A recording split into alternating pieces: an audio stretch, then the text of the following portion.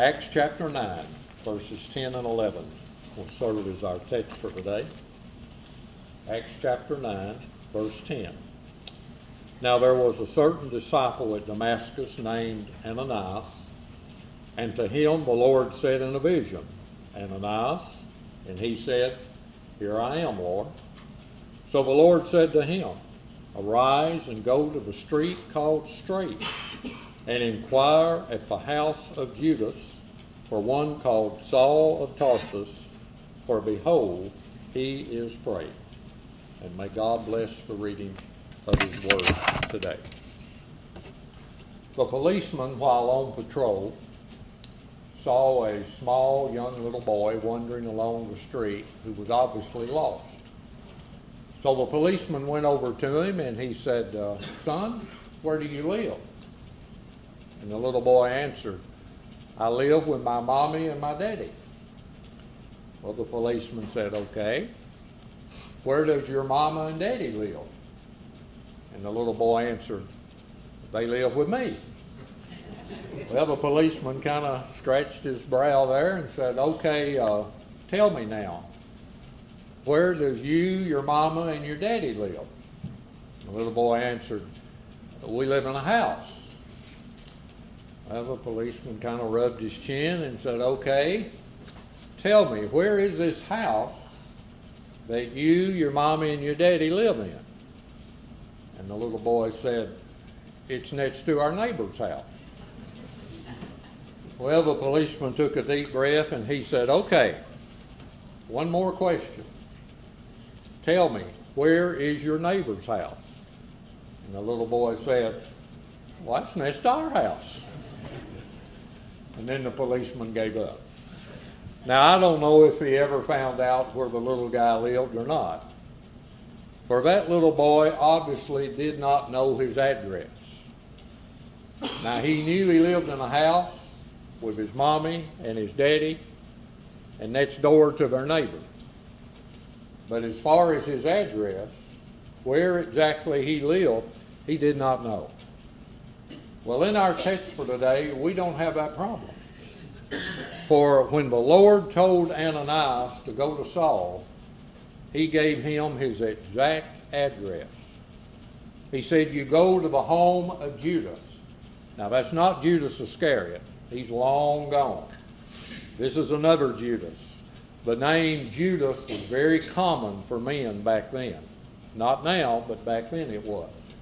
You go to the home of Judas, which you'll find on Straight Street. Now, in Damascus, there was only one straight street, and there was only one Judas living on that one straight street. So, with this as our backdrop and background, with the Lord giving this man the exact address, here's what I'm going to do today. I'm going to give you 7 different addresses where people live. And as we look at these addresses, you see which one is your address. Because I promise you, folks, you live at one of these 7. You live at one of these 7. First address we look at is called Fame Freeway. People who live at this address live for fame. Their number one aim is fame. Their number one goal in life is recognition. Their dream destination is front page, top billing, headline, center stage. Their life is a race, a rat race, and the name of their rat is fame. Second address we know is Loot Lane. These people who live at this address, they live for loot. Now, they don't live on loot. There's a big difference. They live for loot.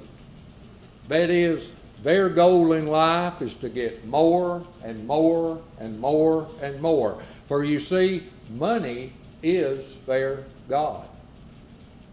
Their number one aim in life is more possessions, be it loot, land, livestock, buildings, houses, vehicles, clothes, furniture, jewelry, you name it. They never have enough. The word enough is not found in their dictionary, be it in quantity or quality. They are never satisfied with their holdings because, you see, their holdings hold them. They're never gratified with their possessions because their possessions possesses them. You find these people with their cash registers living on Loot Lane. Third address we know, Body Boulevard. Body Boulevard. Now, these people's number one priority is how they look, not how they feel. We're not talking about their health. No, we're talking about how they look, their physical appearance, their physical attractiveness and appeal. Their number one focus in life is their face and their figure, their makeup and their measurements, their hair and their hands, their limbs and their lines.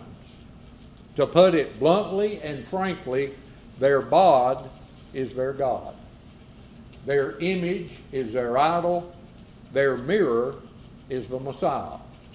You'll find these guys and gals hanging out and working out at Body Boulevard. Fourth address we look at is called Pleasure Plaza. These people's number one priority in life is pleasure, fun, and amusement. Their motto toward life is, if it feels good, do it. Doesn't matter if it's legal or illegal. Doesn't matter if it helps or hurts. Doesn't matter. If it feels good, go right ahead and do it. Anything goes. Party hardy. Eat, drink, and be merry. Grab all the gusto you can.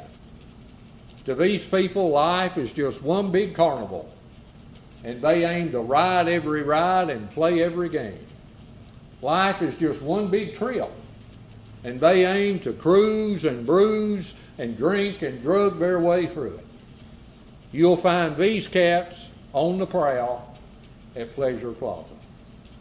The next address we know is called Temper Terrace. These are the people who live their lives mad at the world. They get up in the morning mad, they go through the day mad, and they go to bed at night and they're still mad. Next day, same thing, over and over and over. They live in a constant rage. They have a hair trigger temper, and their finger's always on the trigger. Their short fuse is always lit, and their grenade pin is always pulled. Name any institution or organization you want to, they're mad at it. Name any person you want to, and they're probably mad at them.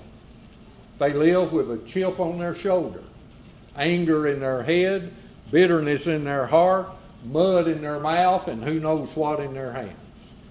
You'll find these people existing, not living, but existing at Temper Terrace. The next address we look at is called Apathy Avenue. These folks don't really have a number one priority in life. Why not? Because they don't care enough to have a number one priority in life. Their life is marked by indifference and unconcern. Their life is measured by a nonchalant, lackadaisical approach to life. Their motto about life is, don't give a hoot. Don't give a rip. They could care less or care not at all. Their favorite song in life is that old Doris Day song.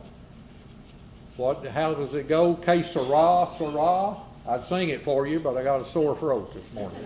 Que sera, sera. You know what that means? Whatever will be, will be. That's their motto. These people you'll find sound asleep at Apathy Avenue. Now, the bus is going to stop at one more place. And this place is called Jesus Junction. Jesus Junction. Who lives at this address? People who have Jesus Christ as the number one priority in their life. People who have Jesus Christ as the junction of their life. People who have Jesus Christ at the crossroads, the center, the core, and the crux of their life. Jesus Junction is inhabited by people who have Jesus as their king, sitting on their throne seat. People who follow and obey his reign and his rule over every era of their life are the ones who live at Jesus Junction. People who live here have Jesus Christ as the number one love and loyalty of their entire life. The people who live at Jesus Junction are the people who come to church and keep the doors of the church open. People who live at Jesus Junction are the people who serve the Lord in his church and do the hard work. People who live at Jesus Junction are the people who give to the Lord and pay the bills. People who live at Jesus Junction are those prayer warriors who pray and then the miracles happen. People who live at Jesus Junction are those folks who pick up, open up, and read their Bible each and every day. People who live at Jesus Junction are those people who witness for the Lord at every opportunity. Jesus is their junction through which everyone and everything flows and filters through for their life. As I said a moment ago, he's their King, he's their Savior, he's their Lord, he's their all in all. These are the people you find living at Jesus Junction. Well, we've come to the end of our tour. The bus has run out of gas. Did we stop at your address? Did we stop at your place? Yes. One of those 7 places is where you live. One of those 7. Now, if it's not the last one, my friend, you need to move. You need to change addresses. You need to call U-Haul, Ryder, or somebody. And I'm not talking about your mailing address. I'm talking about your living address. You need to change your address if stop number 7 is not your address. And the quicker you do it, the better. Don't leave here today and go to any address except number 7.